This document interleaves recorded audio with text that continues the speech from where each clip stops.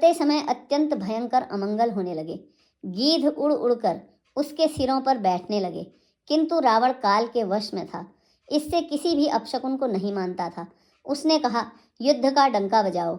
निशाचरों की अपार सेना चली, उसमें बहुत से हाथी, रथ, घुड़सवार और पैदल हैं। वे दुष्ट प्रभु के सामने ऐसे दौड़े जैसे पतंगों के समूह अग्नि की ओर जलने के लिए दौड़ते हैं। इधर देवताओं ने स्तुति की कि हे श्री राम जी, इस रावण ने हमें बहुत दारुण दुख दिए हैं, अब आप इसे अधिक न खिलाइए। जानकी जी बहुत ही दुखी हो रही हैं। देवताओं के वचन सुनकर प्रभु मुस्कुराए और फिर श्री रघुवीर ने उठकर बाण सुधारे। मस्तक पर जटाओं के जूड़े को कसकर बांधे हुए हैं, उसके बीच बीच में पुष्प गुथे हुए शोभित हो रहे हैं। लाल नेत्र और मेघ के समान श्याम शरीर वाले और संपूर्ण लोकों के नेत्रों को आनंद देने वाले हैं। प्रभु ने हाथ में शारंग धनुष लेकर कमर में बाणों की खान अर्थात अक्षय सुंदर तरकस कस लिया।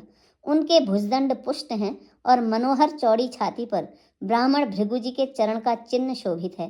तुलसीदास जी कहते हैं, ज्यों ही प्रभु ने धनुष बाण हाथ में लेकर फिराए, त्यों ही ब्रह्मांड, दिशाओं के हाथी, कच्छप, शेषजी, पृथ्वी, समुद्र और पर्वत सभी डगमगा उठे।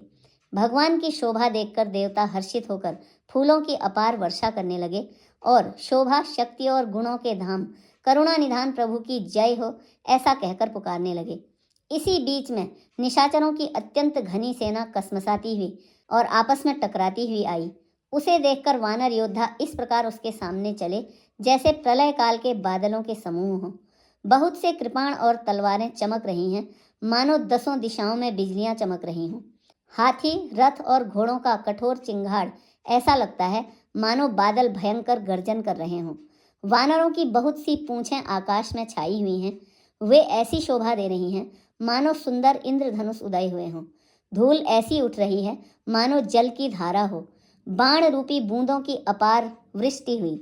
दोनों ओर से योद्धा पर्वतों का प्रहार करते हैं, मानो बारंबार वज्रपात हो रहा हो। श्री रघुनाथ जी ने क्रोध करके बाणों की झड़ी लगा दी, जिससे राक्षसों की सेना घायल हो गई।